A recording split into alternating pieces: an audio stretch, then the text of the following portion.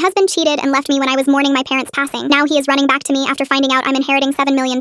We'd been married for 2 years, together for almost 5. We wanted kids so badly that we started trying just 8 months after the wedding. We'd already been living together for 4 years before that, so it felt right. Months passed. Nothing happened. We got tested. Both of us had fertility issues. The doctor said it wasn't impossible, but it would be difficult. Maybe expensive treatments, maybe adoption, maybe nothing at all. I completely shut down when I heard those words. I'd always pictured myself as a mom. It was the one thing I was certain about in life, and suddenly that future just vanished. Patrick didn't know how to handle it. Instead of being there for me, he pulled away. We went from talking every day to barely speaking. 2 months of living like strangers in our own home. I finally decided to reach out to try and fix things. Before I could, he sat me down one night and told me he'd been having an affair. An old friend from high school. She was in town for a conference. They met for lunch a few days after we got the test results. One thing led to another. It had been going on for weeks. He said he wanted to tell me sooner, but I seemed too distant and sad, and he didn't know how I'd react. Like that made it okay. I wanted to scream at him, throw something, but I couldn't. I just collapsed on the couch and cried, sobbed like a child for almost an hour straight. He sat there the entire time, didn't say a word, didn't reach out to comfort me, just stared at the wall like a statue. When I finally stopped, he stood up and said he needed a break. He was going to stay at his parents' place for a few days. I begged him not to leave. In spite of everything, I begged. But he'd already packed his bags before even sitting me down. He walked out while I was still crying. That was the worst day of my life, or so I thought. For 2 weeks, I was a zombie. I stopped going to work, stopped answering my phone. Friends and relatives came by to check on me, but I'd just yell through the door that I was fine and needed to be alone. I ate the bare minimum, watched TV for hours without actually watching, slept when my body forced me to. Then my cousin showed up. I told him to leave, but he wouldn't. He said he had important news and needed to tell me in person. I argued with him through the door. Finally, he snapped. Your dad died this morning. Heart attack. Nobody could reach you. I was already broken from Patrick, but that news shattered whatever pieces were left. I somehow booked a flight home. The funeral was surreal. My dad was an attorney, well-known and respected. People flew in from across the country to pay their respects. My mom and I barely got to talk because we were surrounded by people the entire time. I stayed for 2 weeks to be with her. She was devastated. She didn't leave my side at the funeral, but we mostly made small talk. I think we were both too numb to process anything deeper. 3 days after the funeral, I woke up and found her in bed. She'd passed away in her sleep. The medical report said natural causes, but I know it was a broken heart. You don't lose your husband of 35 years and just coincidentally die 3 days later. We had another funeral, smaller, quieter, but it destroyed me. She died while I was sleeping in the next room. I flew back home after handling the paperwork with my dad's secretary, who was the executor of their will. There was nothing left for me there anymore. I fell apart completely. Lost my job because I hadn't shown up in weeks. Didn't answer calls or texts. Barely ate. My hair became matted. My clothes were filthy. I looked like I'd crawled out of a grave. One day I tried to brush my hair and the brush snapped in half because it was so tangled. That's when I finally looked in the mirror and saw what I'd become. That was my wake-up call. Last week, my dad's attorney called, said we needed to discuss the estate. I almost didn't answer. My parents had left me everything. Their house, which was paid off and worth over $1 million. Investment accounts, savings, life insurance policies, $7 million total. I sat there staring at the paperwork, completely numb. I'd give it all back in a heartbeat to have them here. This morning, someone knocked on my door. I looked through the people. Patrick, standing there with flowers and that smile he used to give me when he wanted something. I opened the door. Hey, he said softly. I've had a lot of time to think about us, about what I did. I was wrong. I want to fix this. We could try IVF now, you know? Start fresh. Build the family we always wanted. I just stared at him. Then I noticed something. He was wearing new clothes, expensive ones, had a fresh haircut. How did you know? I asked. Know what? About the money. His face went blank for half a second. Then he recovered. What money? I just miss you. Miss us. I'd already Googled him last week out of curiosity. Found out he and his affair partner broke up a month ago. Funny timing. I looked at him standing there with his rehearsed lines and crocodile tears. Your bags better be packed, I said. Then I shut the door and locked it. He knocked for 10 minutes, sent texts saying I was being unreasonable, that he'd made a mistake and deserved a second chance. I blocked his number and finally took a shower. A real one. For the first time in months, I felt clean.